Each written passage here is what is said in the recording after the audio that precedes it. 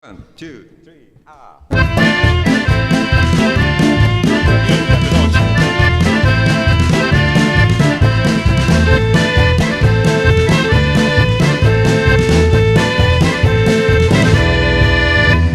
Chi va dicendo in giro che odio il mio lavoro non sa con quanto amore mi dedico al tritolo.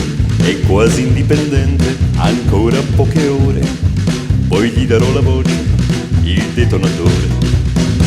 Il mio Pinocchio fragile, parente artigianale, di ordigni costruiti su scala industriale, di me non farà mai un cavaliere del lavoro. Io son di un'altra razza, son Bombarolo.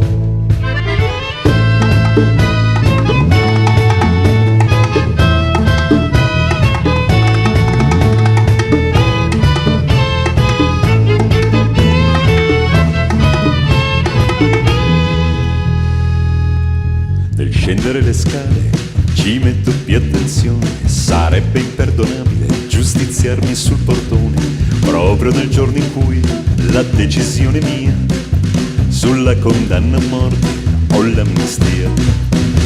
Per strada tante facce non hanno un bel colore, qui chi ne terrorizza si ammala di terrore, c'è chi aspetta la pioggia per non piangere da solo.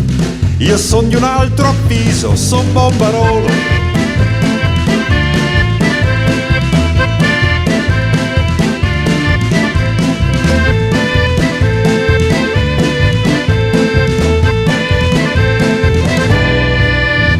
Intellettuali d'oggi, idioti di domani, ridatemi il cervello che basta alle mie mani, profeti molto acrobati della rivoluzione. Oggi farò da me, senza lezione. Scovero i nemici, per voi così distanti, e dopo averli uccisi sarò fra i latitanti, ma finché li cerco io, i latitanti sono loro. Ho scelto un'altra scuola, son Bombarolo.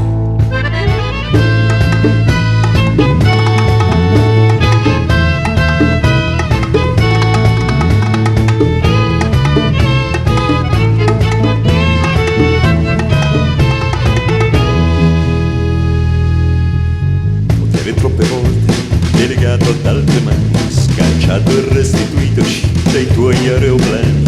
Io vengo a restituirti un po' del tuo terrore, del tuo disordine, del tuo rumore. Così pensava forte un trentenne disperato, se non del tutto giusto, quasi niente sbagliato, cercando il luogo idoneo adatto al suo tritolo. Insomma al posto degno di un Bombarolo.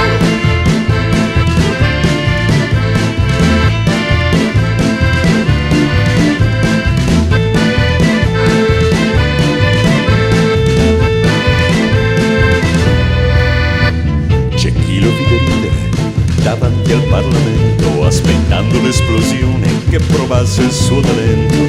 C'è chi lo vide piangere un torrente di vocali, vedendo esplodere un chiosco di giornali. Ma ciò che lo ferì profondamente nell'orgoglio fu l'immagine di lei che si sporgeva da ogni foglio, lontana dal ridicolo in cui lo lasciò solo, ma in prima pagina col Bombarolo.